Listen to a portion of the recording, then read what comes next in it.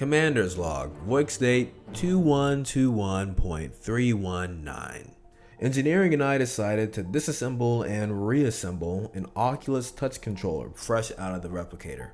The video report on it is as follows. Now, before we begin, let me preface this by saying that attempts to follow along should be met with caution, as the IR ring has a fatal design that makes damage-free repair almost impossible.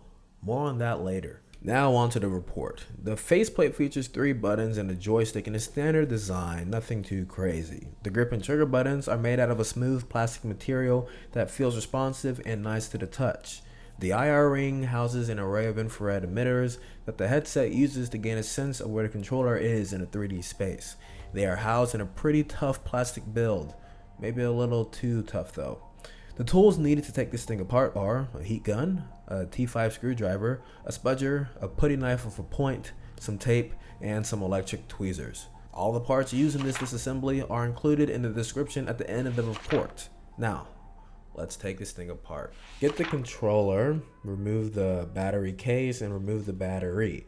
The plastic tape thing here behind it needs to be removed, so by any means, remove it. We found using the plastic spudger worked well here, so just jam it in at any angle and try to get it off. You might find here that using your hand works best to peel the rest of it off, so just go ahead and do that and move on. Next, we're going to go ahead and remove the screws underneath. So get your T5 screwdriver and just unscrew it from the base. It should be very quick and easy, and you might find that it's difficult to get some of these screws out, so just go ahead and use your electric tweezers and it should help you get them out. Now we're going to pull the outer casing off. Grab the spudger and jam it into either side of the wrist wrap. Plunge it in at an angle until you hear an audible pop. Then repeat the same process on the other side. Once both are off, flip the controller over and then pull up and out, and it should, surprise surprise, come right out. This will expose some screws, so grab your T5 and remove the screws on either side of the trigger. Alas, for the faint of heart, this is where your journey ends. For proceeding beyond this point almost guarantees that some damage may occur to your controller. We went through 2 controllers before we got it down, messing up the IR ring both times we tried to remove it, and even worse, plucking off an IR sensor both times. Honestly, it's just not worth it. Just follow along if you're curious. If you wish to proceed though, follow along closely. We'll be using the left-hand controller to demonstrate how to remove and reinstall the IR ring, as both our rights are busted. We must emphasize though that damage may still occur even with this technique, and separate controllers are overpriced and hard to come by at that. But damn it, let's do it anyway. Grab your heat gun and for 5 seconds max on either side of the IR ring, so 10 seconds total, heat it up. There's some glue on the other side. The heat gun will loosen it up and make the material easier to work with, which is what we want anyway. After that, we're going to get our putty knife with a point and jam it straight down on one side of the IR ring. Straight down, no angle. Once in there, we're going to repeatedly lift until it pops on both sides, not just one. Then push the putty knife forward and down and then lift it up again until it appears on the other side. Then grab your spudger and push it through to the other side as well, and then remove the putty knife. We're going to repeat on the other side. So as we did before, push the putty knife straight down, no angle, and then lift until it pops up. Push the putty knife forward and down and then up again until it appears on the other side. Once it's firmly in there, remove the spudger. Then grip the controller, place your thumbs on the top of both inner rings and push forward a bit. Then remove the putty knife and continue to push forward until both of the inner rings make it to the other side of the ring and become outer rings. You see what I did there? Alright, so they should look like this. Now, squeezing the inner, now outer rings with your thumb and middle finger might help with this step. So doing that, grab the top of the IR ring and push down and then lift up at an angle. The IR ring case should come right off. Just look at that IR ring. Perfect form, nothing wrong with it, all sensors intact. This is what we're looking for. It's hard to get, but that's the desired end result. With that, the hardest part is over. Next, we're going to remove the 2 screws that are on either side of the trigger. This will unscrew the faceplate from the controller. So, get your T5 screwdriver and get to work unscrewing them from the controller. Then flip the controller over so the faceplate is facing up and gently pull the faceplate off.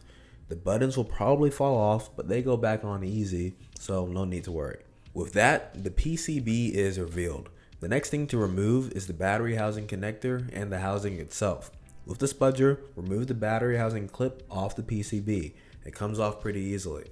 Then flip the controller on its side. You'll see 4 more screws, 3 on one side, 1 on the other. These are holding the battery housing in place, so go ahead and remove them. Similar to the outer casing, we're going to pull down and out. The housing should come right out. Alright, this part is hard. On the battery housing, lift the wrist strap straight up and it'll come straight out. Hard, I know. To remove the PCB, use the screwdriver to remove the 4 screws along its face. Then, use the spudger to remove the connector just below the joystick. That black bar at the top left is the haptic motor, for those wondering. Next, we flip the PCB over and remove the black IR ring connector from the PCB using the spudger. Just lift up the connector lock and gently pull the connector out. Then, to remove the joystick from the PCB, we'll once again use the spudger, this time the pointy tip to push the joystick connector out of its lock. Do it on either side and then gently pull the joystick out. To remove the trigger, stick the end of the electronic tweezer into the hold beneath the trigger. This will push out a rod that latches the trigger to the frame. Grip it with the electronic tweezers to remove it the rest of the way. Almost there. Run home run stretch. Alright. Pull the trigger out of the frame. Its spring will fall out, leaving you with these 2 pieces. To further disassemble the trigger, grab it, flip it over, and remove the screw that you see. The metal plate you see on the trigger's back is used to facilitate capacitive touch. Then, using the electronic tweezers, remove the magnet and rubber spacer from the trigger. Just stab the rubber spacer with the tweezer and then stick the tweezer into the hole to remove the magnet. It should come right out. Ta-da! And with that, the controller is completely disassembled. Now to put it back together. Place the trigger piece with the hole onto the putty knife. Get the magnet onto your finger and then drop it into the hole. Get the rubber spacer and press it until it's in position as well. Grab this piece and place it onto the main trigger housing. Then, covering the magnet with your finger, get the screw on your T5 screwdriver and screw it back into its hole. Then, get the spring and slide it into the grooves for it on the body. Bring this over to the controller body and hook this ledge thing onto the trigger body and make sure the spring is now inside the controller. Cut a piece of tape and stick it over this hole. Then grab the rod and push it into place through the hole. Cover this end with tape as well, even though it's not shown here. It helps. Get the joystick again and slide it into place, once again using the tip of the spudger. Bring the PCB to the body and carefully reattach the IR ring ribbon to its connector on the PCB. Use the spudger or your hand for this part. It doesn't really matter, just be careful and make sure to lock it up. Roll the PCB over so it's face forward and then kind of finagle the joystick until all 3 metal holes are above the PCB or at least in line with the holes. Next, pull the trigger back so it's in its default position. The trigger spring should be exposed. Angle the PCB so it gets directly over the trigger spring and press down on it. Once it sets properly, the PCB should just fit snug. While holding it down, flip it over and test that the trigger jumps back when you press it. This is how you know you're good to go. Once you're good to go, grab the screwdriver and screw in a screw into the bottom hole of the PCB. With that in, you can go ahead and start screwing in all the other screws back into the PCB, as well as reattaching the haptic motor connector. Get the battery housing and then, pressing down and forward, reattach the battery housing to the controller body. It should just click into place. After that, use the spudger to reconnect the battery clip to the PCB. Flip the controller on its side and re-screw in the 4 screws we screwed out, 3 on one side and 1 on the other. The faceplate goes on pretty easily. A goes on the bottom, B on top, and then just turn them until they fall into place. Bring the controller and faceplate together, both of them face down, and slide the faceplate down just a little bit and then press it down and it should fit snugly in place onto the controller. On the trigger side, remove the tape and then screw in the 2 screws, one on either side of the trigger. Nothing new. Now for the IR ring. This is the fun part. Squeeze the 2 rings together until one side touches the edge of this sticker part. Holding it like that, grab the IR housing and align it so that the bottom portion of it hits upon this ledge-like protrusion just below the trigger. Hold the IR housing on this ledge and pivot the controller so the IR rings go back to being inner rings. Once again, with your thumb, push the inner rings into the housing. You'll see that one side is still kind of sticking out. Just hold on to one side of the inner ring and push that part that's sticking out in, and it should just pop into place. Smooth finish. It might not though, but as long as the sensors weren't damaged, you should be fine. Don't worry. Alright, we're in the home run stretch now. Hold on. Screw the 2 screws that will hold the IR ring housing back into place. Then get the outer housing and pressing down and forward repeatedly, get it back into position.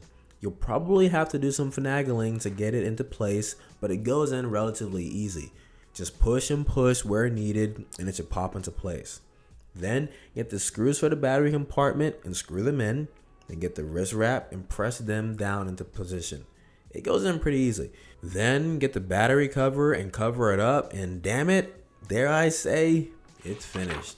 It took a lot of work to get here, and sacrifices were made throughout the process. I hope you made it through, and even more so, I hope you learned something along the way. Until the next adventure, ever onwards. The Voltiverse, the virtual frontier. These are the voyages of the Vinfinity ship Odigan. Its mission: to create, explore, and connect incredible new worlds. To instruct, support, and protect all life and all civilizations. To boldly go where no being has gone before.